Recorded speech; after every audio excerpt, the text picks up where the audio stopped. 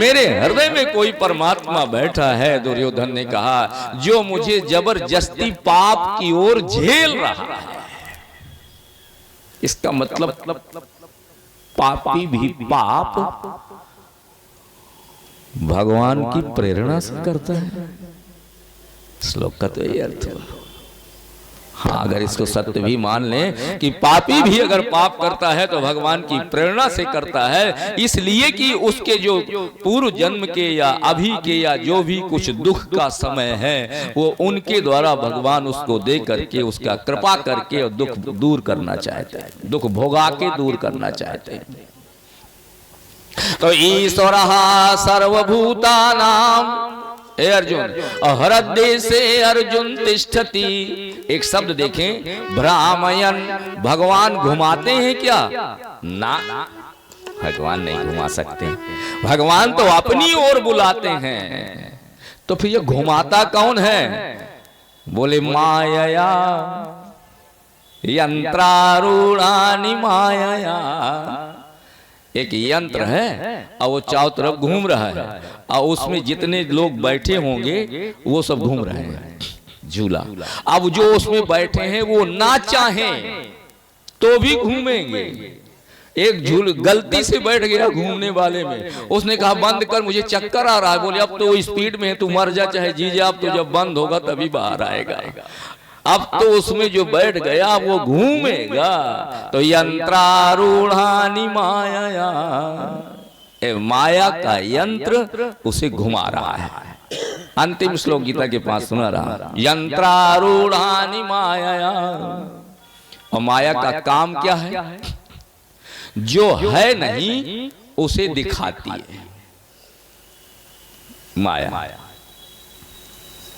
गोचर तुलसीदास जी तो सुख में दुख में सुख को दर्शाए हरि माया जादूगर। सुख में सुख को दर्शाए हरि माया जादूगर। इसको चाहती है ब्रह्मा शिव या के बस में, ब्रह्मा शिव या के बस में, सब पड़े मोहन ठवर में।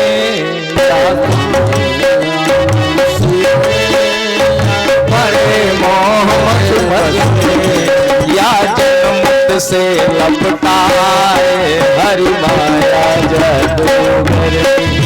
या जन्मत से लपटाए हरि माया। जन्म से जीव ने जन्म लिया तो ये माया कैसे छूटे? तो भगवान अगला श्लोक बता रहे हैं, तमेव शरणं गच्छ सर्वभावेन भारत। घुमा दिया भगवान ने, अर्जुन को घुमा दिया। 18 अध्याय पूरी हो चुकी गीता। पूरी होने के बाद अब अंतिम में 5 श्लोक जो बचे तो भगवान कहते हैं, तमेव शरणं गच्छ। अर्जुन तुम उसी की शरण में जाओ। बोले अभी मद्याजी माम नमस्कुरु मामे वैसे सिकाउंते सत्यम प्रतिजानीहि। पूरी श्लोक में कहते कहते मेरी शरण में आ, मेरी ओर आ, मेरी शरण कर, मुझको पकड़। अहम तो हम, मैं तुमको ये करूंगा वो करूंगा। और जब गीता समाप्त हुई, तमेव उसकी शरण में जा, अर्जुन से कह रहे हैं। और जब तुम उसकी शरण में जाओगे तो होगा क्या?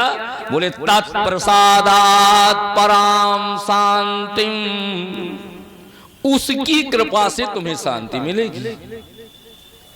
तो अर्जुन ने कहा, ये 18 अध्याय बेकार है, मुंह बाए सुनते रहे। जब उसी की शरण में शांति मिलनी है तो पहले अध्याय में तुम कह देते कि वहां चला जा। ये कर्म संन्यास ज्ञान योग गुह्यम गुह्यतरम ये सब। तो भगवान ने कहा अब अंतिम बात में आ, ये गीता केवल तुम्हारे लिए थोड़ी ना है, ये तो संपूर्ण चर अचर जगत के प्राणियों के लिए है। तो उसमें ये कर्म योगियों के लिए भी है, योगियों के लिए भी है, भक्तों के लिए भी है, सांख्य योगियों के लिए भी है। तो उनको उनका मत भी पुष्ट करना मेरा कर्तव्य है, क्योंकि सब मम प्रिय और सब मम उपजाए। केवल तुम ही भर थोड़ी मेरे प्रिय हो। संसार में जितने जीव हैं, भगवान ने कहा, गोविंद ने कहा, अर्जुन जितना मैं तुम्हें प्यार करता हूं उतना सबसे मेरा प्यार है, क्योंकि एक पिता के अविपुल कुमारा यद्यपि पृथक पृथक गुण। एक बाप के 4 बेटे होते हैं अर्जुन, और सबके गुण अलग अलग होते हैं, लेकिन बाप तो सबको बराबर प्यार करता है ना। तो अर्जुन ने कहा, जरा विचार के बोलिए केशव, बराबर प्यार तो नहीं करता, 1 सेंटीमीटर का प्लस माइनस तो कहीं कहीं होता है। जब दशरथ जी बराबर प्यार नहीं कर पाए तो संसार के पिता क्या करेंगे। उन्होंने कहा, मेरे 4 बेटे हैं पर राम देत नहीं बनये गुसान। राम न लेके तीनों ले जाओ, विश्वामित्र ने कहा। और इसी बात को पकड़ कर कई कह रही है, भरत बेटा नहीं है, भरत की राउर पूत न होई। तो छोटा प्लस माइनस थोड़ा थोड़ा बना रहता है, लेकिन पिता सबको प्यार करता है, तो बराबर प्यार करता है। तो भगवान ने कहा, हम भी सबको करते हैं, कर्म योगियों को, ज्ञानियों को। लेकिन अब जैसे तुमने कहा कि थोड़ा प्लस माइनस, तो न में भक्ता प्रणश्यति, भक्तों को तो मैं थोड़ा 1 सेंटीमीटर ज्यादा ही करता हूं। और यहीं से गीता समाप्त हो रही है। योगियों को करता हूं, और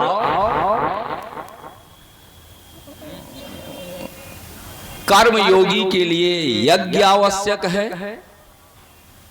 ज्ञानी के लिए ध्यान आवश्यक है, उत्तमा सहजावस्था, और भक्त के लिए बोले कुछ भी आवश्यक नहीं। कितना सुंदर सरल दिया गोस्वामी जी ने।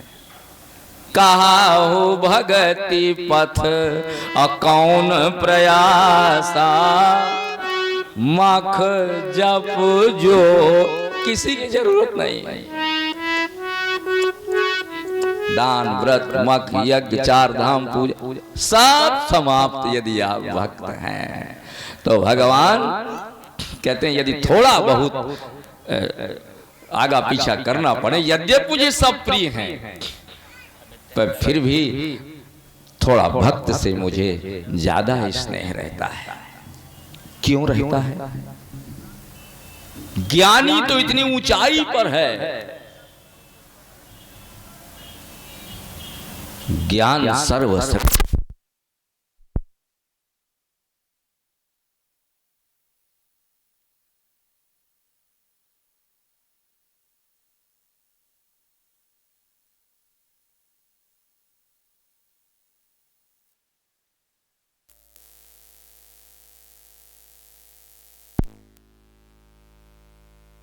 तो यद्यपि ज्ञान सर्वश्रेष्ठ है, लेकिन भगवान कहते हैं मैं भक्त को प्यार करता हूं।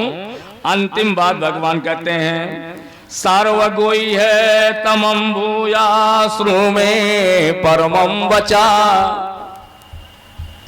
सर्वगोई है तम, यह शब्द गीता में केवल एक बार आया, रिपीट नहीं हुआ, केवल एक बार आया, सर्वगोई है तम। अब जो मैं तुम्हें अंतिम बात बताने जा रहा हूं वो बहुत प्राइवेट है, बहुत गोपनीय है। एक होता है प्राइवेट, एक होता है बहुत प्राइवेट, एक सबसे प्राइवेट। अब प्राइवेट एक होता है गुई है, एक होता है गुई है तर, एक होता है गुई है तम, एक होता है परम गुई है, और फिर अंत में है सर्वगुई है। इन शब्दों का प्रयोग गीता में है। तो मैं भी पढ़ रहा था, स्वामी परम श्रद्धेय स्वामी राम सुखदास जी ने इस श्लोक का 4-5 पन्नों में उन्होंने किया है कि गुई है, गीता में गुई है, कर्मयोग है, और जो ईश्वर भगवान हृदय के भीतर बैठे हैं उनकी आराधना गुई है, तर है। और संपूर्ण गीता ये परम गुई है, और अब जो कहने जा रहा हूं वो सर्वगुई है। ये सबसे गुप्त से गुप्त बात बता रहा हूं, अर्जुन से भगवान कहते हैं। और इसके बाद अब गीता समाप्त कर रहा हूं। समाप्त। सर्वगुई है तमं भूया अश्रुणु में परमं वचः इष्टोसि में दृढ़। नाता बदल गया, इष्टोसि में। इसलिए तुम्हें सबसे गोपनीय, सबसे प्राइवेट, गुप्त बात बताता हूं कि तुम मेरे इष्ट हो। अब जरा प्रारंभ जहां से मैंने किया था, अर्जुन ने कहा किस नाते से गीता सुनना चाहते हो? भगवान ने कहा तो शिष्यस्ते हम सादिमाम त्वाम, मैं आपका शिष्य हूं और गुरु होकर के केशव जनार्दन मुझे आप गीता सुनाइए। लेकिन जब गीता सुनाते सुनाते जब अंत में आया तो भगवान कहते हैं इष्टोस्मि, जबकि भगवान को कहना चाहिए शिष्योसी। जब तुम स्वयं कह चुके हो कि मैं तुम्हारा चेला हूं और चेले के कारण मैं सुन रहा हूं, तो भगवान कहते हैं ए मेरे शिष्य, कहीं नहीं कहा। और जब गीता समाप्त हुई तो ये नहीं कहते हैं ए शिष्य, कहते इष्टोसी में दृढ़मति, तुम मेरे मित्र हो। ये संदेश समाज, ये एक शब्द गीता का अंतिम उन लोगों के लिए है जो अपने को भगवान मान के बैठ गए हैं। जिसको कहेंगे वो तो हमारा चेला है, मोदी तो हमारा चेला ही है, बिल्कुल दीक्षा लिए बैठा है, सब चेला। तुम्हारी भर गुरु बचे, अब तुम्हारो कोई गुरु है? तो ये शब्द कह रहा है इष्टोसी में। चेला तो कहे कि आप मेरे गुरु हो, और गुरु भगवान से बढ़कर होता है। गुरु गोविंद दो खड़े, गुरुर ब्रह्मा गुरुर विष्णु। तो चेला तो ये कहे कि आप मेरे गुरु हो, आप मेरे भगवान हो, आप मेरे ब्रह्मा हो, आप मेरे शंकर हो। लेकिन गुरु जी ना मान ले कि हम ब्रह्मा हैं, हम वहीं विष्णु हैं, हम वहीं शंकर हैं। इष्टोसी में भगवान कहते हैं तुम मेरे मित्र हो, क्योंकि ब्रह्म जीव इव वो सहज संघाती। ब्रह्म गुरु शिष्य नहीं है। ब्रह्म और जीव की जहां व्याख्या आएगी तो दोनों आपस में मित्र हैं। अर्जुन कह रहे हैं शिष्यस्ते हम सादिमाम त्वाम प्रपन्न, मैं आपका शिष्य हूं, गीता सुनाओ। लेकिन जब गीता समाप्त हुई तो भगवान ने कहा शिष्य नहीं हो, इष्टोसी में, तुम मेरे मित्र हो, मेरे भाई। इसलिए जो बहुत ऊंचाई वाले हैं वो ध्यान दें। आपको लोग कहते रहे वो मेरे गुरुजी हैं, वो बड़े विद्वान हैं, लेकिन आप अपने को यही माने भैया तुम हम दोनों तो बराबर बराबर के हैं, न कोई छोटा न कोई बड़ा। ये बात अलग है कि हम पीले कपड़े पहने हैं, ये बात अलग है तुम पैजामा पहने हो, लेकिन हैं हम दोनों मित्र ही में। इष्टोसी में अब अंतिम बात कहते हैं। अच्छा तो फिर अब उधर कहा पहले उस देवता की शरण में जा जो सबके हृदय में बैठा है, माने निराकार ब्रह्म की परमात्मा निराकार बैठा है ना भीतर, निराकार की साधना कर, वो तुम्हें शांति देगा। तो अर्जुन ने कहा निराकार की शरण में जाना था तो ये साकार का दर्शन, ये ब्रह्म, ये तो सब बेकार ही हो गया। निराकार से काम नहीं चलेगा। श्रेष्ठ है निराकार का ब्रह्म, लेकिन हृदय के जो भीतर बैठा परमात्मा है, उससे क्या संसार की और ये सब। वो हमारे सुनाया करते थे जो राजेश जी, एक सेठ जी कार से जा रहे थे, उनके पहिए की हवा निकल गई, जंगल चारों तरफ, सड़क में उतरा, क्या हुआ? बोले सेठ जी पहिए की हवा निकल गई। सेठ जी उतरे, एक आदमी आ रहा था, उससे पूछा भैया ये बताओ हवा कहाँ मिलेगी? तो उसने कहा क्या हवा? अरे हवा तुम्हारे आगे है, हवा तुम्हारे पीछे है, हवा तुम्हारे चारों ओर है, तुम बीच हवा में खड़े हो और हवा ढूंढ रहे हो। अच्छा, बात तो गलत नहीं कह रहा है, लेकिन जो आगे पीछे हवा है उससे कार चलेगी। उसने कहा ये तो ब्रह्म ज्ञानी मिला हमें, और चला गया। अब दूसरा आया, सेठ जी ने कहा भैया हवा कहाँ मिलेगी? क्या? बोले हवा कहाँ मिलेगी? बोले हवा, हवा तो तुम्हारे भीतर है और तुम बाहर खोज रहे हो। अच्छा, वो भी गलत नहीं कह रहा है, हवा हमारे भीतर है, ब्रह्म हमारे भीतर है, लेकिन क्या भीतर वाले ब्रह्म से, भीतर वाली हवा से कार चलेगी? कार नहीं चलेगी।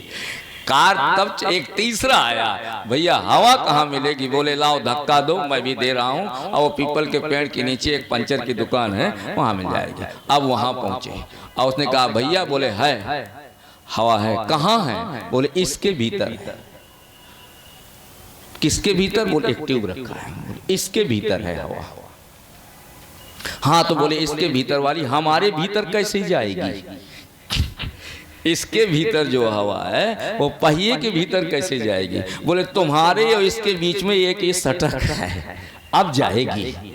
तो बोले ये पहले बताओ कि इसमें जो हवा आई है वो कहाँ से आई है? बोले जो हवा तुम्हारे आगे थी, पीछे थी, ऊपर थी, नीचे थी, उसी हवा को मैंने इसमें भर दिया है। तो जो व्यापक ब्रह्म वो निरंजन, जो निर्गुण विगत विनोद, सो आज प्रेम भगति बस।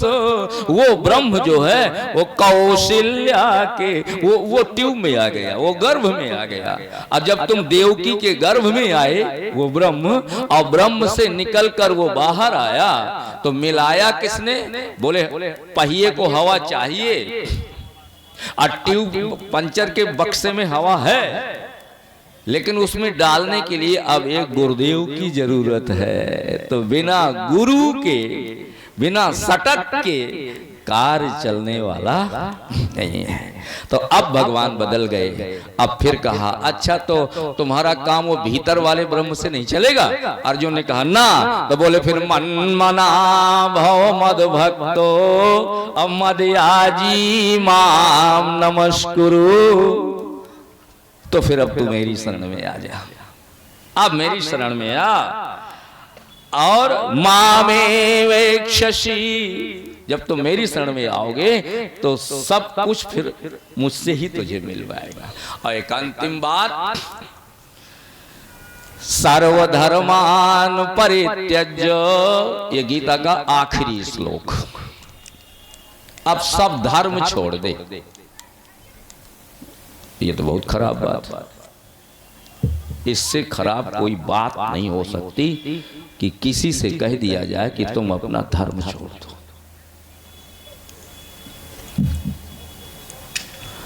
क्योंकि इसी गीता में भगवान पहले अर्जुन से कह चुके हैं, स्वाधर्मे निधनम श्रेया अपरधर्मो भयावह।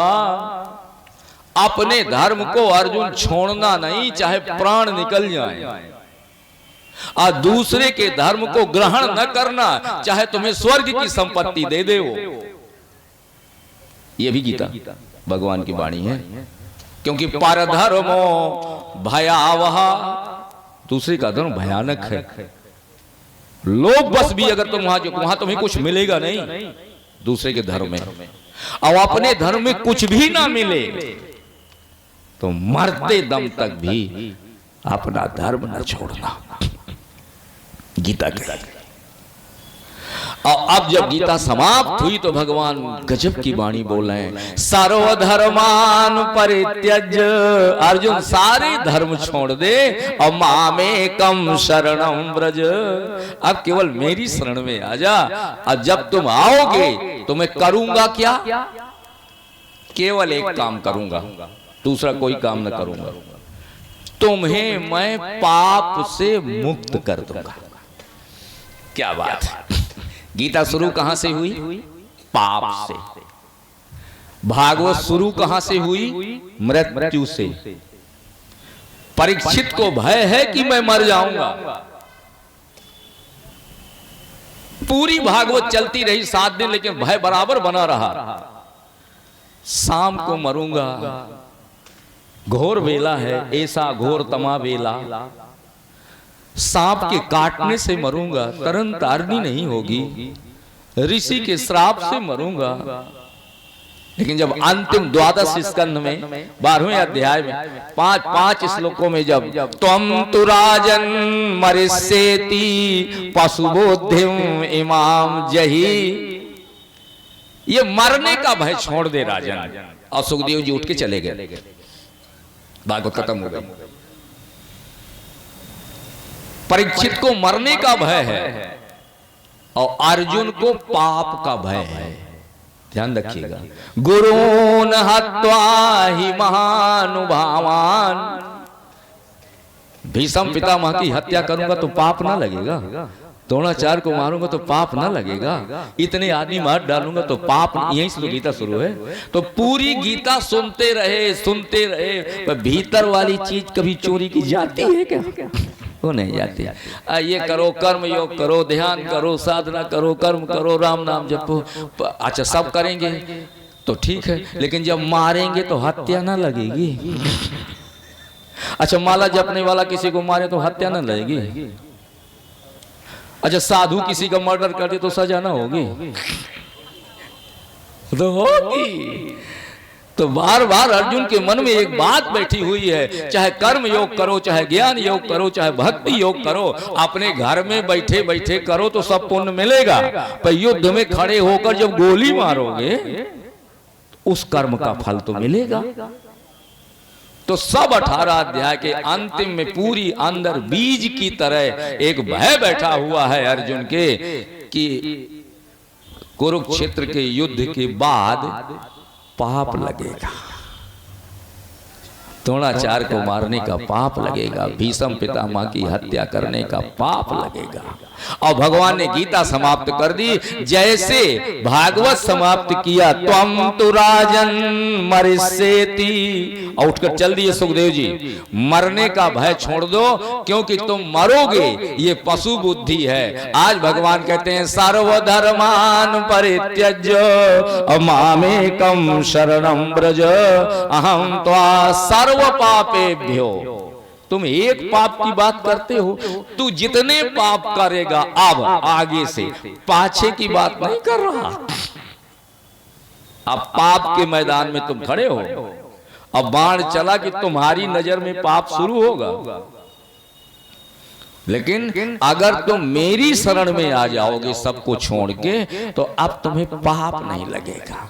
अर्जुन ने कहा क्या बात कही कन्हैया, यही तो मुझे चाहिए था कि सब कुछ करें, ऐसा कुछ जुक्ति बताओ कि मारे 100 और पाप न लगे 1।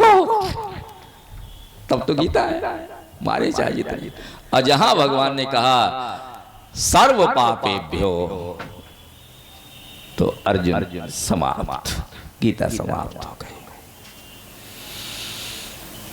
भगवान से पूछा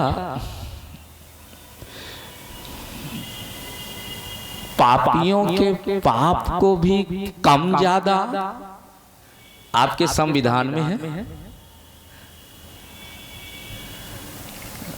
पंडित जी का लड़का गधा मारे कछु न दोष, कथा नहीं कहनी, सब जानते हैं, चुटकुला हमारे सुनाते हैं हम। केवल पंडित का लड़का है अगर गधा मार डाले तो कोई दोष नहीं।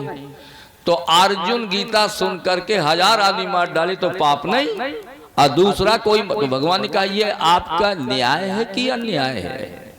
भगवान ने कहा ये मेरा न्याय है। मेरे यहाँ का संविधान है। क्योंकि पाप कब लगता है और पुण्य कब मिलता है? जब आप कोई कार्य अपने हिसाब किताब से करते हैं तो उसका पाप पुण्य के भी आप हिस्सेदार हैं। और जब आप अपने पाप स्वार्थ के हिसाब से नहीं करते, एक आदमी किसी की गोली मारकर हत्या कर दे, तुरंत उसे जेल जाना होगा और फांसी होगी। लेकिन उसी गांव का एक आदमी जब कारगिल में जाके 50 पाकिस्तानियों की गोली मार देता है तो उसको तमगा मिलता है। कितने मारे? बोले 55। तो बोले लगा दे 55 स्टार। बहुत अच्छा का। तो काम तो उसने भी वही किया जो गांव के एक आदमी ने किया।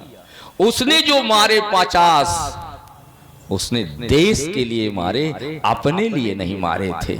और उसने जो एक आदमी मारा उसने अपने लिए मारा था, तो तुम्हें फांसी होगी। इसलिए भगवान कहते हैं अब गीता में तुम जो युद्ध करोगे वो अब अपने लिए नहीं करोगे, अब तुम मेरे आदेश का पालन कर रहे हो। अब इसका जो पाप पुण्य होगा उसकी जिम्मेदारी मेरे ऊपर है। सुनी गुरु बचन चरण सिर नावा, अहरस विषाद न कछुरयावा। क्या सुंदर बात। बिना पुष्टे नहीं होता है जब तक चले ना। सब धनुष तोड़ने का चले, लेकिन राम जी से गुरु जी ने कहा उठो। काहे को? बोले धनुष तोड़ने को। बोले ना। सीता पाने के लिए? बोले ना। सीता पाने के लिए अगर राम तुम उठोगे तो जो हालत इन राजाओं की हुई है हो सकता है तुम्हारी भी हो जाए। कर्म को फल के आधार पर नहीं, कर्म को दूसरे के लिए। तो बोले ये राजा धनुष इसलिए तोड़ रहे थे कि हमें सीता मिल जाए, और तुम धनुष इसलिए तोड़ दो कि मेटहु तात जनक परितापा, जनक को सुख मिल जाए। तुम्हें सीता मिले और चाहे ना मिले। तो इसलिए सर्वधर्मान परित्यज्य मामेकं शरणं व्रज। अब मेरी शरण में आकर जब युद्ध करेगा तो तुम्हें पाप नहीं लगेगा। बोले किसी को लगा? बोले नहीं लगा। पाप किया? बोले बहुत बड़ा पाप किया। कोई प्रमाण? हमारे यहाँ पुरानी जजमेंट के प्रमाण, सुप्रीम कोर्ट ने कहा है, हाई कोर्ट ने ये कहा है, तब फैसले होते हैं। प्रमाण? बोले हाँ प्रमाण है ना। यहां श्रीमद् भागवत के वक्ता बैठे हैं। वसुदेव देवकी की विदाई हुई, इसका बेटा 8वां तुम्हारा मारने वाला होगा। कंस ने पकड़ लिया बाल, गर्दन काटना शुरू। वसुदेव ने कहा क्या कर रहे हो? बोले ना रहेगा बांस ना बजेगी बांसुरी। अरे बोले सुनो तो, वसुदेव जी वहां कसम खा रहे हैं इसको छोड़ दे, इसके होने वाले बेटे पुत्रान समर्पयिष्या यतस्ते भयमुत्थितम, इसके बेटे दे दूंगा। अब आप जानते हैं छोड़ दिए, ले जा। अब पहला बेटा हुआ कीर्तिमंतम प्रथम जम कंसायानक दुंदुभे। ला देवकी बेटा दे दे। अब बेटा दे करके पहुंचे, कंस की जय हो। कैसे आए? बोले ये आपका मैंने वचन दिया था, इसके बेटे दूंगा, ये लो पहला बेटा। देखिए सही बात चल रही है। लेकिन जब 8वां पैदा हुआ तो धर्म तो यही कहता है, वसुदेव जी कहें धर्म तो ये कहता है कि जब मैं पहले वाले को लेकर मरवाने गया था तो 8वें वाले को गोकुल ले जाना चाहिए कि जगाकर कंस को खटखटाना चाहिए कि ले 8वां। धर्म यही कहता है। तो भगवान कहते हैं कहा वसुदेव तुम धर्म के चक्कर में पड़े हो। सर्वधर्मान परित्यज्य मामेकं शरणं व्रज। ये आराम धर्म सब छोड़, अब तो क्या करें? बोले माम गोकुलम नए यदि कंसाद विभेदिस्त्वम और तरी माम गोकुलम नय। मुझको गोकुल ले चलो। वसुदेव ने पूछा, वासुदेव क्या नाम है? वसुदेव और वासुदेव। वसुदेव कह रहे हैं वासुदेव ये धर्म है। भगवान ने कहा यही धर्म है। तो ये धर्म है तो फिर अधर्म क्या है? बोले अधर्म ये है पर पीड़ा सम नहीं अधमाई, पर हित सरी। एक बात बताओ वसुदेव, तुम बेटे लेकर के गए, कंस ने उनको काटा, एक मुर्गा ले लेकर के दे रहा है, दूसरा उसे काट रहा है, धर्म हो रहा है कि अधर्म हो रहा है? अच्छा, दे जो मुर्गा ले लेकर दे रहा है का वो यज्ञ कर रहा है? तुम बेटे ले लेकर के दे रहे हो, ये धर्म हो रहा है? अरे मुझे गोकुल ले चल। तो ये जितने अधर्मी भी धर्मी यहां पर खड़े हैं, इनके खड़े होने पर अर्जुन ये धर्म रसातल चला जाएगा। इन अधर्मियों का नाश करने के लिए धर्म भी छोड़ना पड़े तो छोड़ दो। भगवान कहते हैं छोड़ दो। और इसी युद्ध में अश्वत्थामा रणहतो नरोवा कुंजरोवा छुड़ा दिया भगवान ने, धर्मराज का धर्म छुड़वा दिया। और अर्जुन से केवल कह रहे हैं सर्वधर्मान परित्यज्य। एक बात और फिर विश्राम की ओर लेकर के चलूं। धर्म कितने हैं? क्योंकि भगवान ने कहा सर्वधर्मान, सब धर्म छोड़। तो हम तो सोचते हैं कि धर्म एक ही होता है, धर्मों 10-25 होते हैं का? तो गीता में भगवान ने कहा बहुत होते हैं। अगर बहुत ना होते तो सर्व शब्द न लगता। तो धर्म कितने हैं? बोले जितने आदमी हैं उतने धर्म हैं। तुलसीदास जी कहते हैं निज निज धर्म और निरत, ये मैं नहीं कह रहा, श्रुति नीति वेद कह रहा है। एक परिवार में 9 आदमी हैं तो 9 धर्म है उस परिवार में, ध्यान रखिएगा। बहन का धर्म अलग है, बेटी का धर्म अलग है, बहू का धर्म अलग है, बेटे का धर्म अलग है, बाप का धर्म अलग है और बाबा का धर्म अलग है। अब बेटी का धर्म बहू निर्वाह करने लगे, परिवार चलेगा? वहां धर्म बचेगा? पत्नी बहन के धर्म का निर्वाह करने लगे तो धर्म रहेगा ना। निज निज धर्म अनिरत, अपने अपने धर्म का पालन करो। इसलिए भगवान ने पहले प्रारंभ में गीता में कहा स्वाधर्मे निधनम श्रेया अपर धर्मो भयावह। अर्जुन अपना धर्म न छोड़ना और दूसरे का धर्म पकड़ना नहीं। बेटी अपना धर्म न छोड़ना और बहू का धर्म पकड़ना ना। अपने धर्म को न छोड़ना, मर चाहे जाना। लेकिन अब धर्म छूट गया। कहां छूट गया? पति और पत्नी दोनों बुढ़वा मंगल को चलो हम महावीरन पहुंचे, दोनों मोटरसाइकिल में खड़े होकर बुढ़वा मंगल को, ताजी ताजी शादी हुई थी, अब पहुंचे दोनों और जाकर खड़े हुए हनुमान जी के, राम जी के, कृष्ण भगवान की मूर्ति के सामने। अब दोनों कह रहे हैं तुमेव माता च पिता तुमेव। अब गलत है धर्म। अगर दूल्हा कह रहा है कि हे कृष्ण भगवान तुम हमारे पिता हो, तो उसको कहना चाहिए हे ससुरम हे सासम, कहना चाहिए।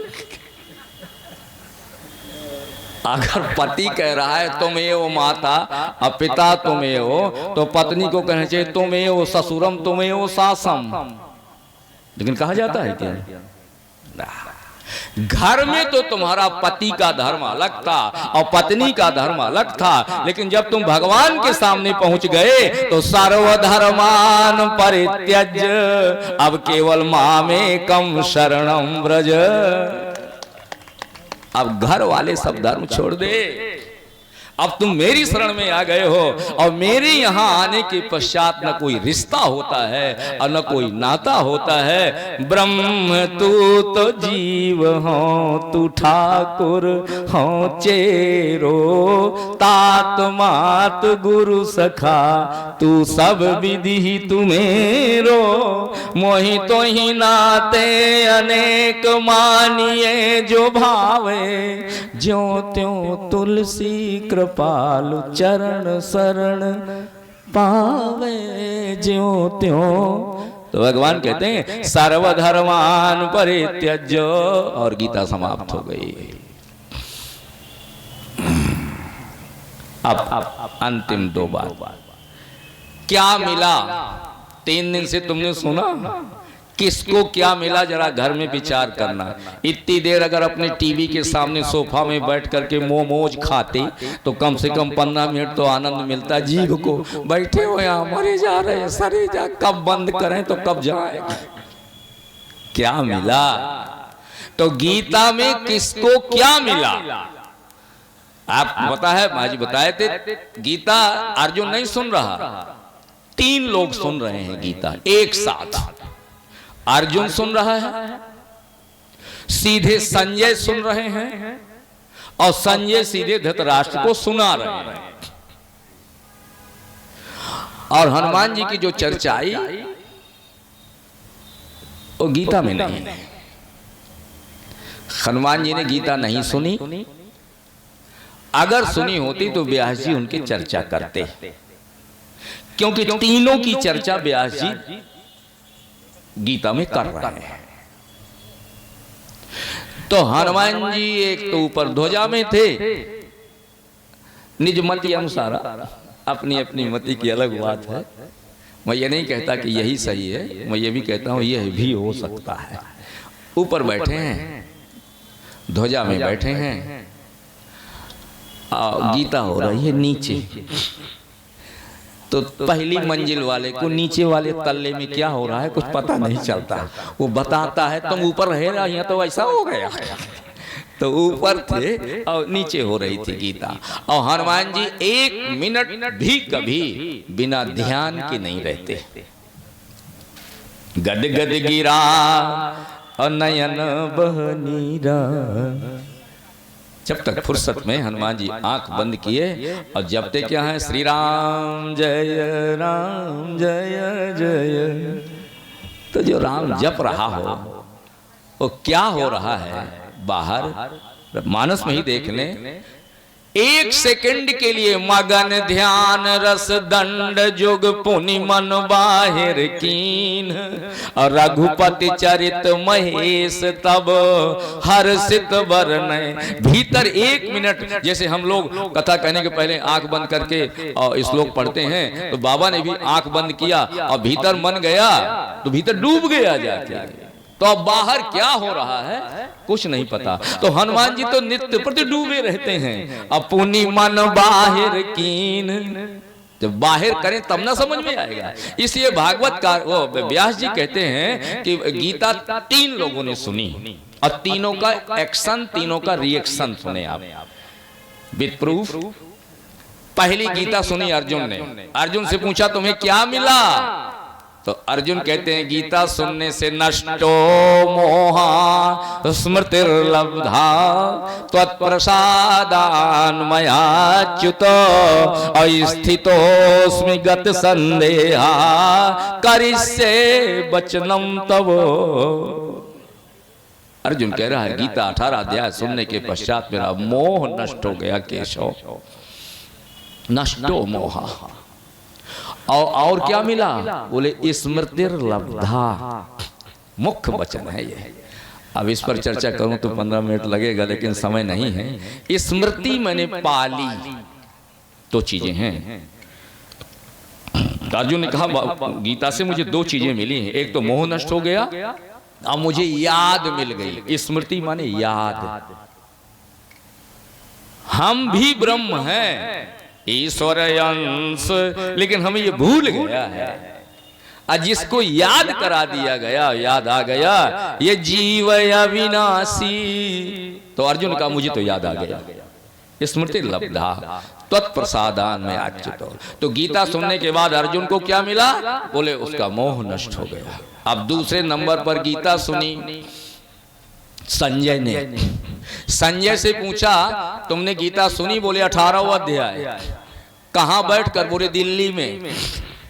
अर्जुन कहां सुन रहा था? बोले कुरुक्षेत्र में, हरियाणा में। अब मैं सुन रहा था हस्तिनापुर में। लेकिन जैसा जैसा अर्जुन ने सुना वैसे वैसा मैंने भी सुना। और गजब की एक बात तो और बता रहे हैं संजय, सुनने की बात तो छोड़ दो, वो जो विराट रूप अर्जुन ने देखा वो भी मैंने देखा। आया ना अंत में? वो भी मैंने देखा है दिल्ली में बैठकर। तो जो अर्जुन ने सुना वो मैंने सुना, जो अर्जुन ने विराट वो मैंने भी देखा। तो मिला क्या? तो बड़ी सुंदर बात कहते हैं। राजन, धृतराष्ट्र से कह रहे हैं, राजन संस्मृत्य संस्मृत्य असंवादम इदमद्भुतम केशवार्जुनयो पुण्यम अहर्ष्यामि पुनः पुनः। संजय को मिला। मैंने जो 18 अध्याय गीता सुनी तो ए राजन धृतराष्ट्र, मेरा रोम रोम पुलकित हो रहा है, मेरा अंग अंग प्रसन्न हो रहा है, मेरी वाणी गदगद हो रही है। ये मिला, मेरे रोम रोम में प्रसन्नता भर गई है, मेरे शरीर का सारा दुख नष्ट हो गया है। ये मिलना चाहिए। ये दूसरे श्रोता को मिला। तीसरा श्रोता धृतराष्ट्र। धृतराष्ट्र तो मुख्य रूप से धृतराष्ट्र से पूछा तुम्हें 18 अध्याय गीता सुनी? हाँ सुनी। किसने सुनाई? बोले संजय ने। गीता सुनने के बाद तुम्हें क्या मिला? तो धृतराष्ट्र कह रहा है संजय गीता खत्म हो गई? हाँ खत्म हो गई। अब जरा लाइन लगा कर के बताओ कि मेरा लड़का जीतेगा कि अर्जुन हरे जीत जाइए? क्या? कुछ ना मिला। चूंकि ये प्रश्न ना होता, क्योंकि प्रमाण के स्वरूप में कह रहा हूं संजय, चूंकि धृतराष्ट्र ने पूछा है तो प्रश्न तो व्यास जी ने नहीं लिखा, लेकिन उत्तर लिखा है। उत्तर ये है कि यत्र योगेश्वरः कृष्ण और यत्र पार्थ धनुर्धरः। संजय ये बताओ कि दुर्योधन जीतेगा कि युधिष्ठिर जीतेगा? तो संजय ने कहा मैं आपका नौकर हूं सरकार, मुंह में कैसे कह दूं कि तुम मर जाओगे? ये कैसे कह दूं? बस अंतिम बात कह देता हूं कि जीतना हारना तो मैं नहीं बता सकता कि अर्जुन जीतेगा और कि तुम्हारा लड़का जीतेगा। अंधे राजा, इतना कह दे रहा हूं कि जीत वहीं होती है जहां भगवान होते हैं, और जीत वहीं होती है जहां अर्जुन खड़े होते हैं। और तुम अब स्वयं मान लो कि कौन जीतेगा। मैं काहे को कहूं कि दुर्योधन न जीतेगा? यत्र योगेश्वरः कृष्ण और यत्र पार्थ धनुर्धरः तत्र श्री, श्री माने लक्ष्मी, विजयः विजय, अभूतिर समस्त विभूतियां। ये ध्रुवा नीतिर, नीति यही कहती है। और संजय ने कहा राजन हे धृतराष्ट्र मतिर्ममो, अब मेरा भी मन ऐसा है कि अब ये तो ना कहूंगा कि अर्जुन जीतेगा, अब तुम समझ जाओ कि को जीतेगा। तो इतना सुनने के पश्चात भी धृतराष्ट्र को कुछ ना मिला 18 अध्याय में। इसलिए इसी जगह पर बहुत सारे लोग बैठे हैं। कुछ को सब मिल गया होगा, कुछ को आधा मिला होगा, कुछ को यक्कौ न मिला होगा। अब कथा सबने सुनी। इसके लिए एक बात और आई कि रात भर पानी बरसा छत में, और उसमें 4 घड़े रखे थे, और चारों घड़ों में अलग अलग पानी मिला सवेरे। और भगवान रात भर बरसे। एक घड़े को उठाया तो पूरा सूखा का सूखा रखा था, एक को बूंदा नहीं गया था। तो उसने कहा भगवान रात भर बरसा, इस घड़े को क्या हुआ? तो जब दिमाग से देखा तो बोले ये तो उल्टा रखा था। फाट जाए बादर एको बूंदा जई। अब यहाँ इतने जने सब बैठ के ये बार बार घरे का हुई रहो हुई चाबी तो मैं ले आई त्यों वो घड़े के भीतर एको बूंदा न जाएगा। और एक घड़ा आधा भरा था, तो बोले रात भर भगवान बरसे, आधा ही क्यों? बोले वो थोड़ा इक्कर रखा था, टेढ़ा रखा था, तो आधा ही भरा, माने आधी बुद्धि यहाँ और आधी घर में, तो वो घड़ा इक्कर है। और तीसरा वाला बोले भीतर से गीला तो पूरा था पर बूंदा यक्को नहीं था।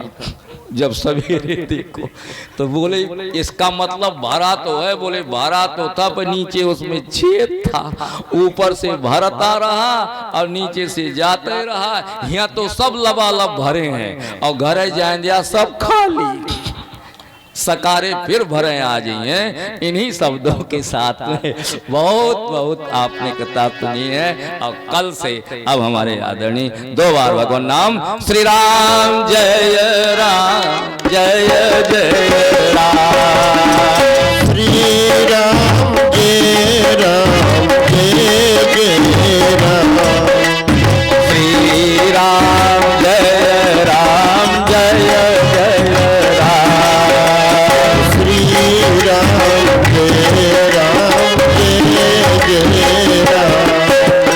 जय जय विघ्न हरण हनुमान, जय जय विघ्न हरण हनुमान, संकट मोचन कृपा निधान, संकट मोचन कृपा निधान, श्री राम जय राम जय जय राम, श्री राम जय राम जय जय राम। बोलिए सियावर रामचंद्र भगवान की जय बोलिए संकट मोचन महाराज की जय हो। अब त्रिपाठी जी से हम प्रार्थना करेंगे कि अरे अब जो थोड़ी रहेगा।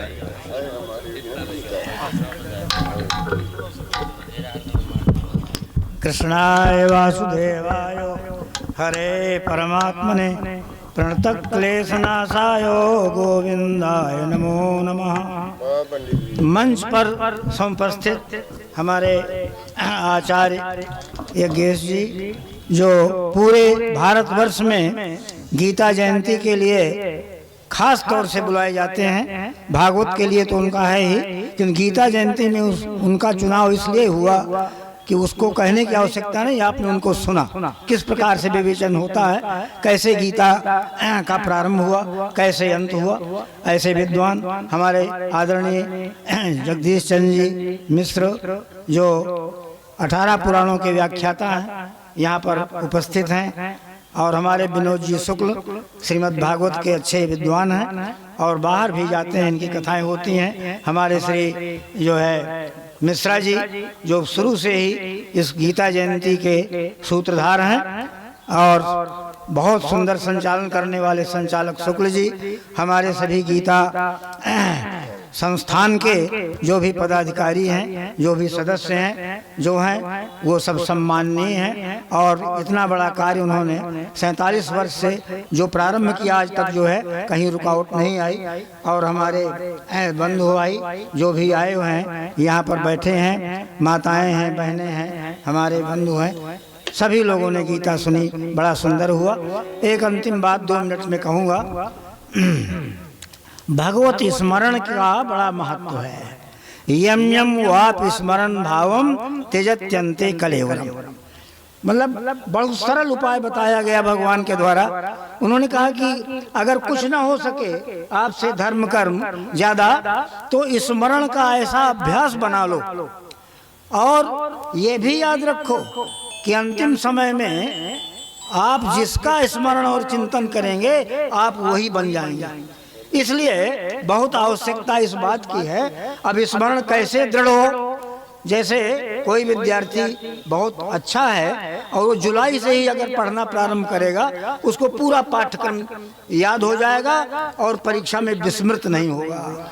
और जो जनवरी से शुरू करेगा वो उसे लगेगा कि मैंने पूरा पढ़ लिया, किंतु नहीं, वो घबराएगा, हाल में उसका बेहाल हो जाएगा, इसलिए कि उसको भूल जाएगा सब। तो ये स्मरण भगवान का चिंतन, तस्मात् सर्वेषु कालेषु माम अनुस्मर युद्धचा। माने कहते हैं हर एक चीज का टाइम बना है, खाना कितने समय, सोना कितने समय, बैठना कितने समय, गांव में लोगों से कितनी देर, किंतु इसका कोई समय नहीं। चलते उठते बैठते खाते पीते निरंतर स्मरण में आपके रहे, और अगर स्मरण का अभ्यास बहुत दृढ़ हो गया, बहुत अच्छा हो गया, तो अंत में भी आपको स्मृति आ सकती है। और इससे बड़ा कल्याण कोई नहीं है। भगवान कितने दयालु हैं, कितने करुणाकर हैं कि इन्होंने बता दिया कि मेरा स्मरण होगा तो मेरी प्राप्ति आपको हो जाएगी। इससे अधिक और क्या कहूँ। और ये जब कुत्ता बिल्ली चूहा और इनका स्मरण आप करते रहे तो आप वही बनेंगे। जैसे जड़ भरत जी हिरण का ध्यान चिंतन करते करते हिरण ही बने।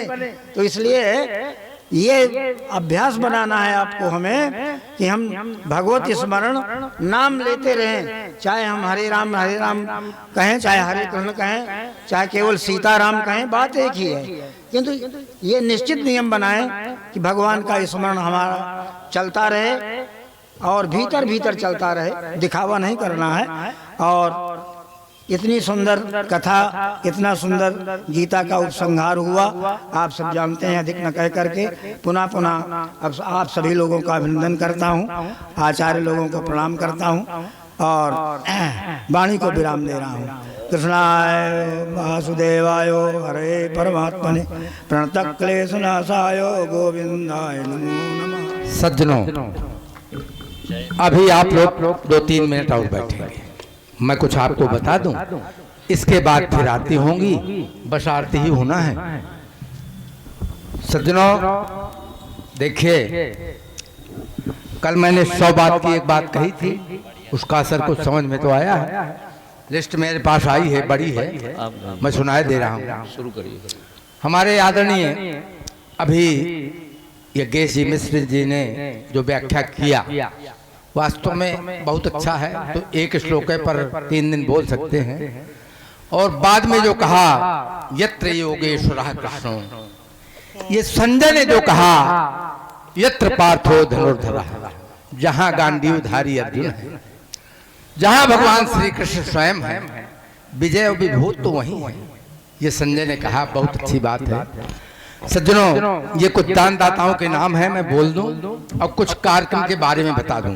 अच्छा, बताना ये है कि हमारी आरतियां समाप्त हुई कि उनके ब्यास आकर के बैठ जाएंगे और ये पर्दा खुल जाएगा, रासलीला शुरू हो जाएगी। तो जो लोग मन बना के आए हों कि घंटे 2 घंटे देखना है, मैं कहता तो रोज हूँ, लेकिन अब समय ऐसा है कि घर जाना है, फिर लौट के आना नहीं है, ऐसा हो जाता है। तो जिसको जैसा सुविधा हो, अच्छा लगे वो करिएगा। लेकिन तुरंत ही आरतियों के बाद, हमारी आरतियों के बाद तुरंत ही उनके पर्दे खुल जाएंगे, वो एकदम रेडी हैं, तैयार। बंधुओं, ये हमारे बड़कू भैया हैं, ये दैनिक जागरण के बढ़िया पत्रकार हैं, इनको सब लोग जानते हैं। सबसे ज्यादा समाचार लोकल के बड़कू भैया के हिस्से में पड़े और वो एक भी जगह कभी छोड़ते नहीं, चाहे शादी हो, चाहे तिलक हो, और जो कुछ भी हो। उनकी ओर से भी ये दान के रूप में 100 रुपए देखिए परिश्रम भी करते हैं, हमारे यहाँ ड्यूटी देते हैं और दान भी करते हैं। ये बहुत अच्छी बात है। 100 रुपए उनकी ओर से, बड़कू भैया की ओर से प्रदान हुआ, बहुत बहुत साधुवाद, धन्यवाद। और 50 रुपए गुप्तदान, 50 रुपए गुप्तदान, 100 रुपए वीरेंद्र शुक्ला गैस आकर। देखिए, परिश्रम करके भी जो लोग दान करते हैं, ऐसे लोगों के लिए तो तालियां बजाइए। मैं 100 रुपए भले ही दिए हो, लेकिन है तो गैस आकर, ये समझिए। और जो एसी में बैठे हैं, जिनके 10,000 का 8,000 का रोज का डीजल पेट्रोल खर्च हो जाता है, वो एसी में बैठे हैं, उनके लिए मैं क्या कहूँ, उनके लिए तालियां ना बजाइए। बंद हो। हमारे 500 रुपया मैया दिन गुप्ता कालू कुआं बहुत बहुत धन्यवाद। बैठे हैं, बड़े सज्जन व्यक्ति हैं। नाम बाबूजी बता दीजिए। गुप्त दान है बाबूजी की ओर से 1 से 10 रुपए। बहुत बहुत साधुवाद, धन्यवाद। और ब्रजेश द्विवेदी जी केवटरा शंभुनगर बांदा 100 रुपए, 100 रुपए गुप्तदान, 500 रुपए अनुराधा रंजन आवास विकास एबला, उनकी ओर से 500 रुपए, 501 रुपया बलबीर सिंह यादव सर्वोदय नगर बांदा, 500 रुपया भागवत प्रसाद यादव बाबा तालाब बांदा, 1 से 1 रुपया गुप्तदान, 200 रुपया राम निहोर सिंह पिपराहरी, 5 से 1 रुपया मलखान सिंह सुराज कॉलोनी बांदा, 200 रुपया लखनलाल द्विवेदी सुराज कॉलोनी बांदा, 1 से 1 रुपया भवानी दीन यादव सर्वोदय नगर बांदा, 500 रुपया गिरीश वाजपेयी स्वराज कॉलोनी बांदा। वाह भाई, बहुत अच्छा वाजपेयी जी। 1 से 51 रुपया गुप्तदान, 250 रुपए गुप्तदान, 100 रुपए गुप्तदान, 51 रुपए गुप्तदान रामदास गुप्ता जी निम्नी पार 51 रुपए, 50 रुपए गुप्तदान, 1 से 25 रुपए गोविंद तिवारी जमालपुर, 100 रुपए बिहारी लाल शुक्ला, 1100 रुपया श्री कृष्ण दुलारी शुक्ला जी सेवानिवृत्त शिक्षक केवटरा बांधा। ये भाई बहुत बहुत साधुवाद है, इनके लिए तालियां बजाइए। और अभी पीछे से कोई 100 रुपए गुप्तान आया है, धन्यवाद, बहुत बहुत साधुवाद। आइए वकील साहब। श्री कृष्ण दुलारी शुक्ला जो सेवानिवृत्त शिक्षक हैं, उनकी ओर से 1100 रुपया भाई साधुवाद है, धन्यवाद है। 200 रुपये बच्छराज सिंह एडवोकेट कालूकुमा बांदा सुनीत सिंह, 100 रुपए कमलेश शुक्ला भागवताचार्य हैं भाई, वाह, उनकी ओर से भी है। 100 रुपए सहदेव गुप्ता जी पुराने कलाकार हैं, बढ़िया है। 110 रुपये मुन्ना महाराज केवटरा बांदा, 100 रुपये रामराज केवटरा छावी तालाब बांदा, और 100 रुपए राम मनोहर त्रिपाठी स्वराज कॉलोनी बांदा, 501 रुपया गुप्त दान। देखिए इस तरह से ये दान है। और मैं बता दूं, कल से रामचरितमानस के विद्वान आएंगे बाहर से, ये तो है ही है। 2 आज बैठे हैं आपके सामने, जगदीश मिश्र जी और हमारे एक केस, लेकिन 2 और आएंगे बाहर से, और रोज नए नए आएंगे। तो कल से रामचरितमानस प्रवचन सम्मेलन होगा। आप सब लोग 2 बजे आ जाइए कृपा करके। 3 दिन बचे हैं, 2, 3, 4 और 5 तारीख को इसी मंच में रामलीला दिन में 10 बजे से भव्य रामलीला। तो रामलीला होगी, तो रामलीला भी देखने आए सब लोग, माताएं बहनें। और मैं जो गीता जयंती समिति के लोग हैं, मैं उनका बहुत बहुत आभारी हूँ, उनको वंदन है। हमारे आदरणीय वयोवृद्ध हमारे ये भी संरक्षक हैं गया प्रसाद त्रिपाठी जी, हमारे हरिश्चंद्र जी मिश्रा जी, हमारे अनुराग शुक्ला जी, हमारे यज्ञ दत्त जी, वो प्रयाग दत्त जी अवस्थी एडवोकेट, और हमारे लालू भैया प्रद्युम्न दुबे, और हमारे अशोक शुक्ला जी, इन सबको बहुत बहुत साधुवाद है, धन्यवाद है। अब आप लोग आरती प्रारंभ। जय भगवत गीते, जय भगवत गीते, हरि ही कमल विहारी, हरि ही कमल विहारी, सो पर सुखी है। जय भगवत गीते, हरि